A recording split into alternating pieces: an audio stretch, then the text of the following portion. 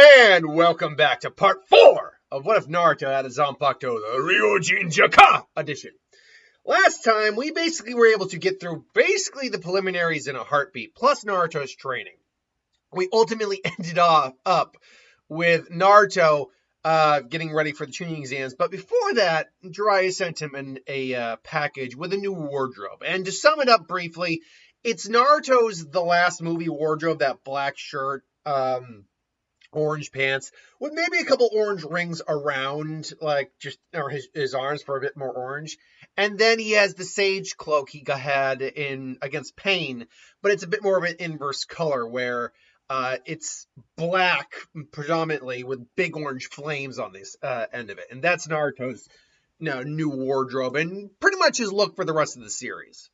If I had the time to draw it out, or at least try to design it out, I would, but I don't, so I'm not going to. Anyway, and so the day of the tuning exams comes, the final tuning exams, the tournament. He gets there, everyone's just cheering, waiting. Sakura is in the crowd. By the way, I should note that his relationship with Sakura is still probably where it is right now. They're friends, they're teammates. She's gotten over herself to a certain degree, particularly that whole incident with the Sound Ninja really helped her kind of chill out a little bit. But still, it's about the same. Hinata's in the crowd as well. She is still recovering. Everyone who's in the crowd is in the crowd. Everyone who needs to be there or is there, minus Sasuke, who's late. And so they're wondering where Dosu is. He got killed by Gaara. And that brings us now to, sorry, my dog's just like on her back, and she's just like, yeah, oh, she's just enjoying herself right now. But anyway, so everyone's ready to fight. They basically say, all right, well, everyone except Neji and Naruto stay in the ring, and the two square off. It's like, and Neji obviously goads Naruto. It's like, you have anything to say before you win or before you lose? Into which Naruto this time around draws his sword, and he slowly draws his sword and just holds his arm up like he did when he held their hands. But it's like, I vow to win, and begin. And Naruto immediately is in a stance, and Neji does point out, like, if I remember correctly, you said you didn't want to use the sword against an ally. To which Naruto replies, basically, that's because I didn't want to accidentally kill someone. Plus, Kiba, no offense against Kiba, but you're definitely someone who could probably handle going up against a blade a lot more. To which Kiba's in the crowd. He's like, that little... It's like, yeah, well, actually, he did beat you, Kiba. I was like... Kiba's just, like, pissed. Because it's like, damn it. And there's, I see. Well, I consider this a great honor, then. And they're squaring off. And there's that pause between them until Naruto rushes in at him, brings the sword down. Neji is able to dodge, comes in, but Naruto comes in for a strike, but Naruto is able to suddenly turn. His sword immediately goes for Neji's head. Neji just has a boom, what the? And then Naruto again brings the sword back up again, just in a very fluid motion before coming back again, twisting and turning. What he's basically kind of keyed into for the Uzumaki sword style here, it's a lot of twisting, a lot of turning, like that of a whirlpool. Very fluid motions. But Ryujinn Jakka also was able, and that's what Ryujin was able to impart in him, at least some of the stuff he remembered. But he also has a lot of the more advanced standard motions of a sword style, striking, all that. So he can switch his style up if he needs to. And Naruto, once again, brings the sword down upon Neji, but Neji is able to avoid it and go in for the strike before Naruto's able to backtrack. Nearly gets hit and still would have missed. Like, I missed? It's like, that was close. All right then. Let's try this. Then. And Shadow Clone Jutsu summons I think he had like 5 clones he summoned against Neji, to which they just get ready, and they come at him. And now Neji is on the back foot. Naruto with a blade is far more confident in the use of it. Is far more dangerous than the Naruto without the blade, who he was able to he was generally ahead of. And so now Neji just he gets caught. 2 of the Narutos are actually going to cut into him. and deep. So the minute the blade comes, he has to do what he has to do, and he actually reveals the rotation early on. Just rotation, and the clones just poof out. And the rotation subsides, but he actually huffs a little bit. Just damn it, I reacted too slowly. He's got a gash now on his shoulder, cutting into the shoulder bone. His cervical bone's not broken, but there's a cut in there. It can be healed up. Ninja magic, medical ninjas is pretty good, but he's got a gash on his shoulder now, like and chest. It's a pretty decent one. Like, he is bleeding. He's not bleeding out, but because he didn't hit like a vein, I didn't hit like an artery or anything like that, but he's bleeding. And because of where that is, like I say, it's like right there is where the cut is. That, like, I can feel, if I throw up like a straight jab, which is what the gentle fist style entails, I can feel the muscles moving in my arm there, which means the left side, his left arm's lost striking power. It's like, damn it, I moved here. It's like, and Naruto comes like, well, that's a press technique. Is the ultimate defense. Nothing can get through it. Really, and Naruto was it. Really, that cut on your shoulder there says otherwise. I didn't react in time. I will not make that mistake again. And yeah, right. And then makes a couple more. Makes like twice the shadow clones. Charges in. This time though, Neji's like comes in, just starting to just hit. Comes in, like, it doesn't matter if you how many clones you make if you just stay in the back, and he just rushes in. Just hit him right in the chest. It's like, crap. And of course, Naruto played him on that. Just like, is that right? It's like, what? It's like, got you. Then finally he does the rotation again, blasts the Naruto's back. He unfortunately hits the ground pretty hard. Just and Naruto is able to get it. It's like, you're within my 8 trigrams, and then 8 trigrams, 2 bombs, 4 bombs, 64 bombs. Now, this doesn't have the full effect it does in the original. He's not able to use his left arm. Well, not it's the big thing. He's not able to use his left arm as effectively. So while he's able to land every strike, not every strike takes. I'd say it's 64 total chakra points to get sealed off. I'd say about 50 of those points are sealed off. The vast majority is still sealed off, but Naruto actually still can access his chakra to a certain degree. And he's able to, because he can feel the difference with just getting a hit and the chakra point being sealed up.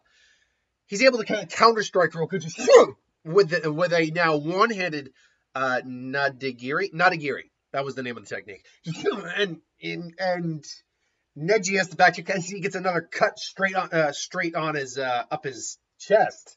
It's a thin one this time, but he even gets on. It's like, yeah. I admit, you are strong, Naruto Uzumaki. I admit this. And it's like, yeah, at least I'm not.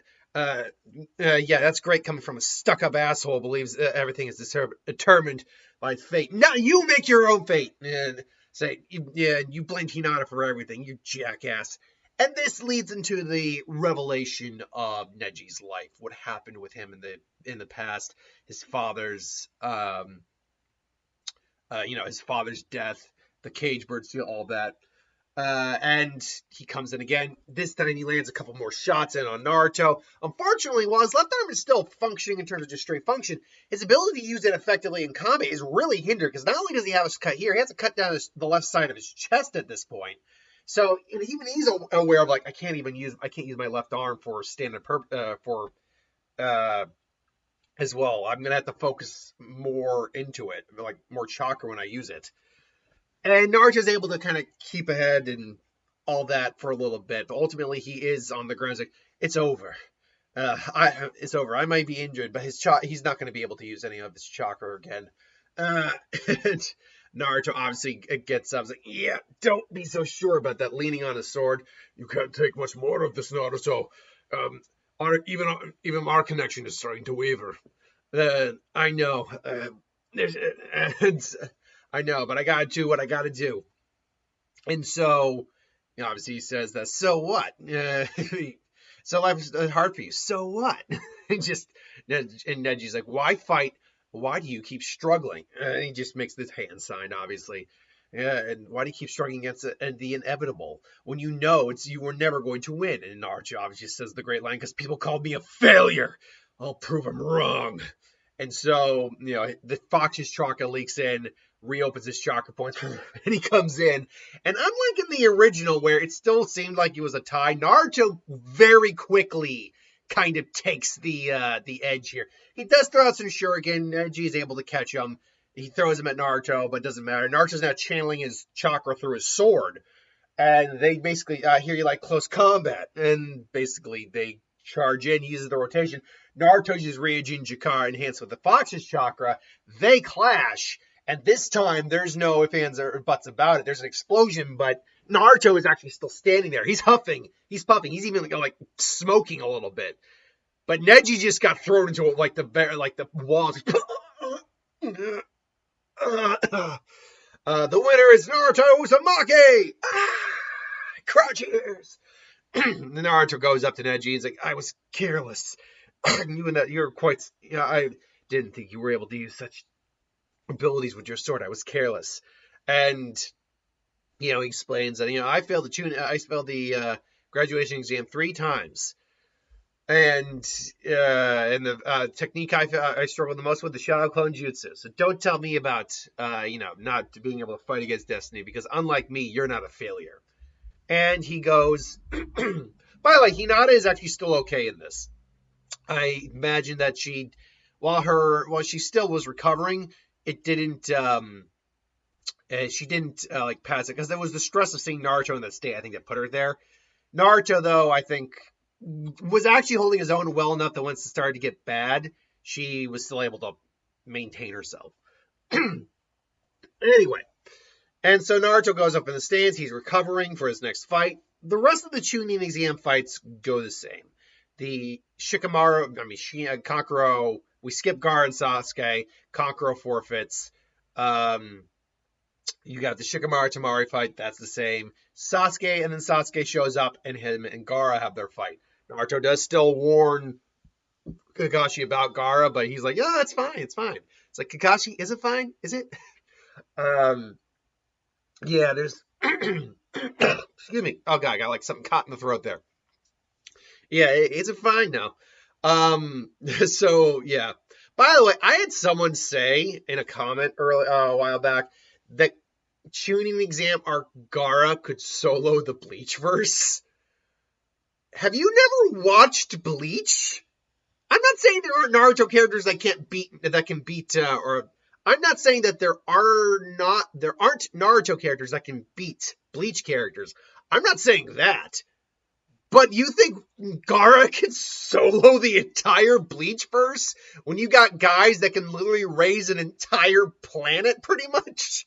Destroy extinction level meteors and see into every possible future and alter it to their whim? You think Gaara can solo that? I don't know. I don't think that person has either ever watched Bleach or read Bleach or understands the context of Bleach, or they're just taking the piss. I don't know. Anyway, so yeah, the Gaara fight happens the same, to the point where the invasion of the leaf happens. And obviously Naruto, here's the thing, Naruto might be woken up, but I think Ryujin could theoretically maybe send a pulse of chakra from the sword, because the sword has its own entity. It has its own, at least in Bleach terms, it has its own Ryatsu that is also in conjunction with its users. So Ryujin has its own chakra source, so therefore, I'd imagine any scenario with the Zanpakuto where Naruto's communicating with it on some level, Ryujin should be able to help a little bit. And therefore, I think that keeps Naruto awake to a certain degree. Maybe he's even able to stop a sound engine from attacking before Kakashi comes in and just takes his ass out. But the long and short of it is Sasuke takes chase after Gaara. The third and Orochimaru have their fight, and that goes pretty much the same. And then Shikamaru, Paku, Sakura, and Naruto are sent after Gaara and Sasuke. Now, nothing here changes again until we get to Naruto and Sakura saving Sasuke. And Naruto's the one who basically, struck out with a fist to hit Gaara. And it's like, you again, Uzumaki. You really are amusing. But I don't have time for you! And he just throws the sand. Sakura gets pinned. He's like, Sakura! And then it's like, Naruto, you have to go. If this is as far as I can't remember exactly what he said, but You have to go. There's no way we can take him on. But Sasuke's like, if I die here, this is just as far as I go. I will not allow my comrades to die. Naruto thinks back to his friends and everyone, and he finally that resolve kicks in. Picks Sakura or Sasuke. There's no way you can take this guy on at the moment. Honestly, this is something that a more mature Naruto, someone who's a little smarter like this version, would actually say. Try to get Sakura out of the sand. That, I think, is something that he would have told Sasuke to do if he's a bit smarter.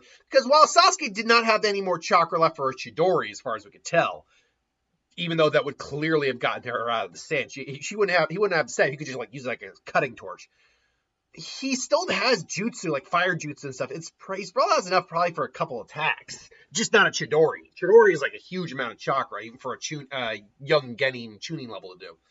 But anyway, so he says, try to get Sakura out of the sand. I'll take care of Gar. And all of a sudden, his chakra flares like fire. Not like that Doma chakra. See, it's like blue flames around him. It's like, all right, look out! Shadow Clone Jutsu! And he makes a couple clones. They come in, and he's channeling his chakra through Ryujinn Jakka again, like he did previously.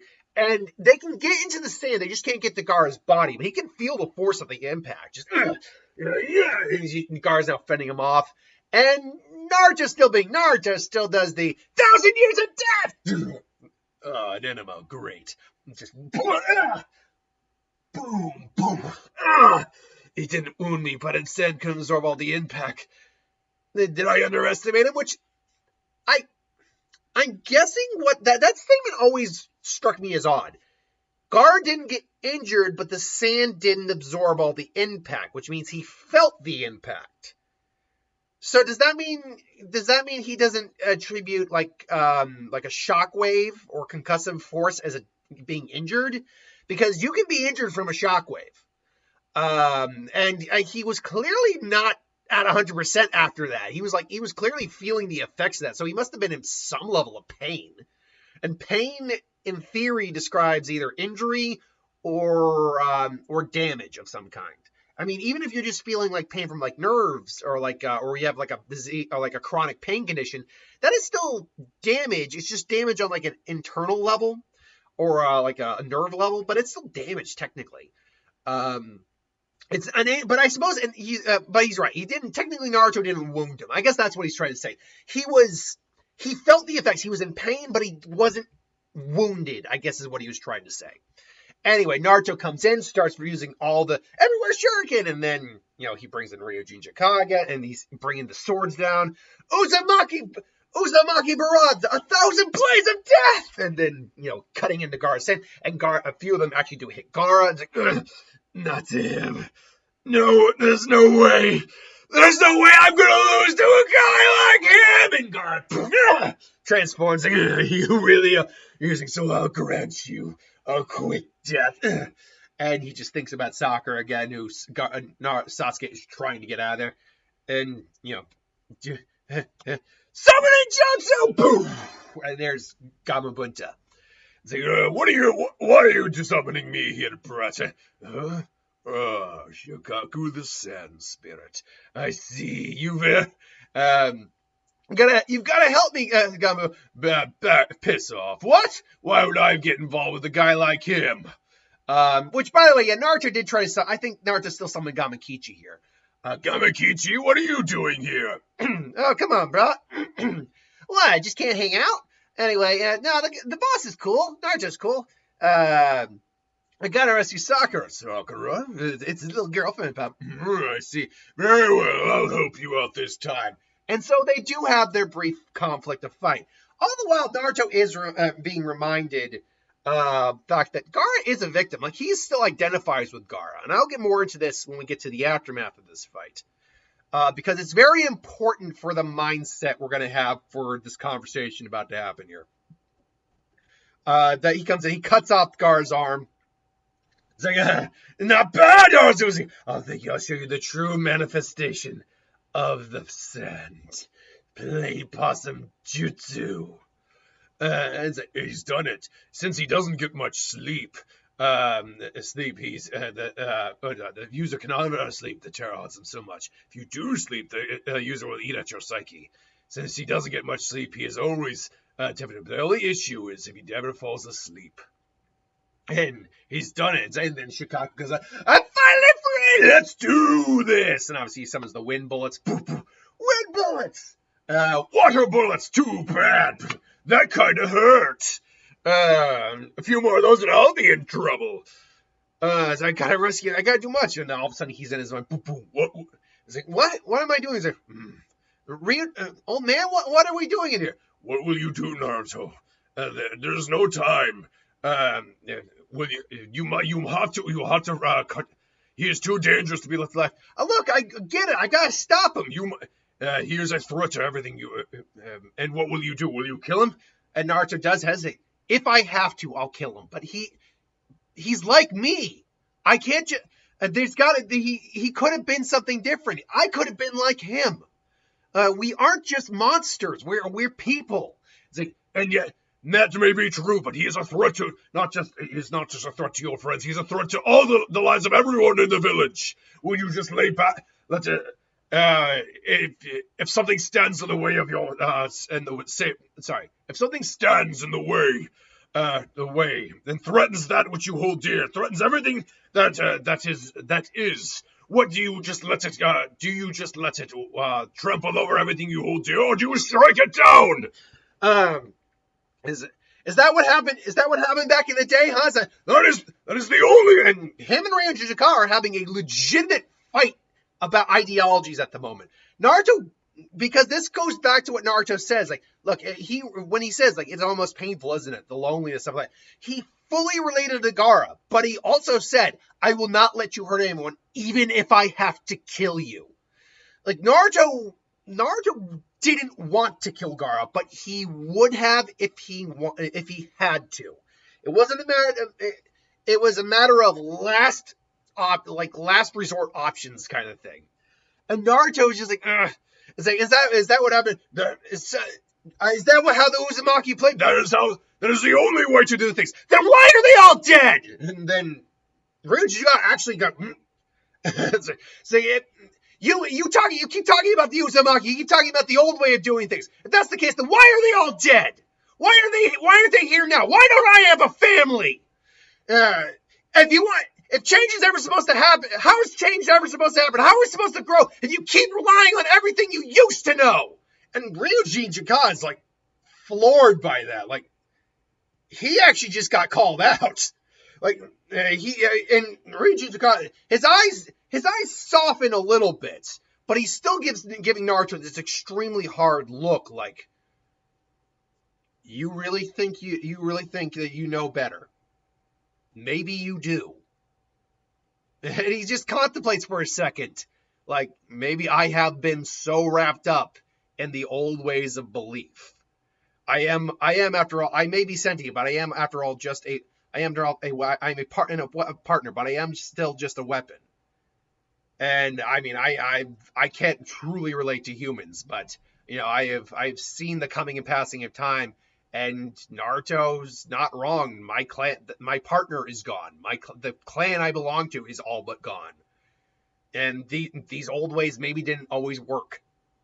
And his eyes still are still hard, but there is a new level of respect. And Naruto's like, well, and Ryujinn just closes his eyes for a second and just.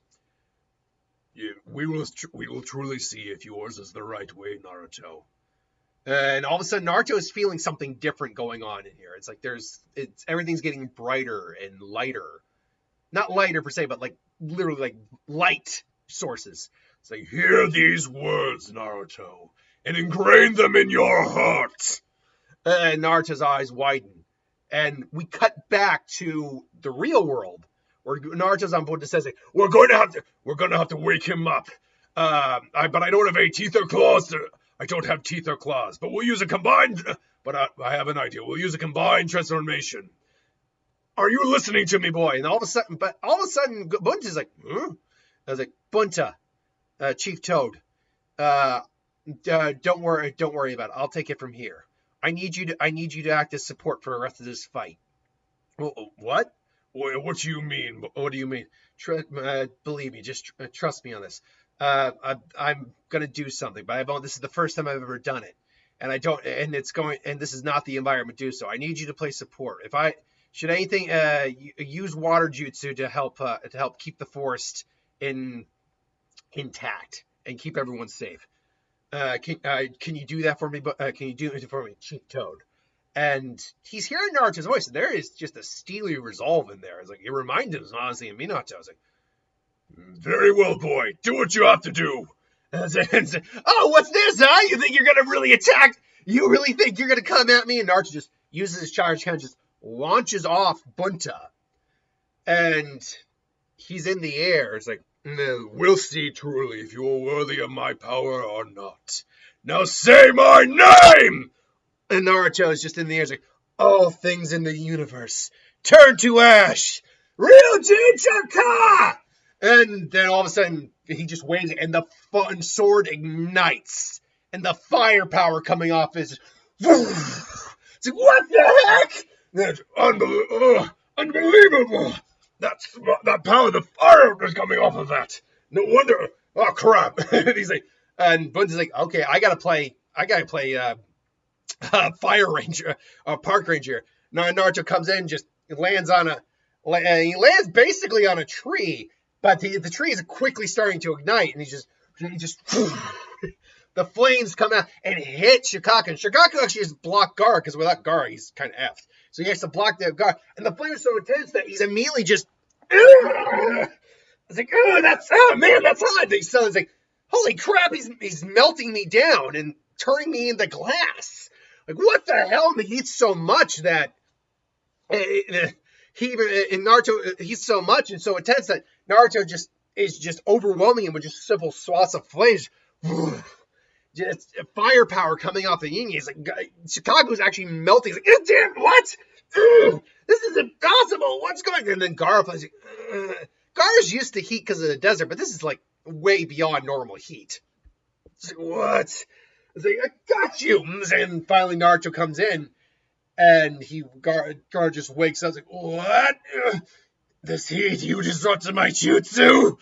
And Gaara's about to try and use his sand, but he's losing sand fast. It's all just turning into molten gook. And it's like, and Naruto's like, I can't control. You won't be able to control it for very long, Naruto. This is your first time using it, after all. I got it. And then Naruto, basically, what he does is he uses the technique Nadagiri, because using it with Ryujinn Jakka creates like almost like a flame blade. But he basically, and this is science I'm trying to use here. Maybe my science is completely bullshit. But he basically uses it, but he reseals Ryujinn Jakka at the instant. And basically what it did was create like a pressure pocket of hot air. So it kind of created like a vacuum effect and a vacuum blade to basically just boom, knock Gaara straight off of Shikaku, or the Shikaku form,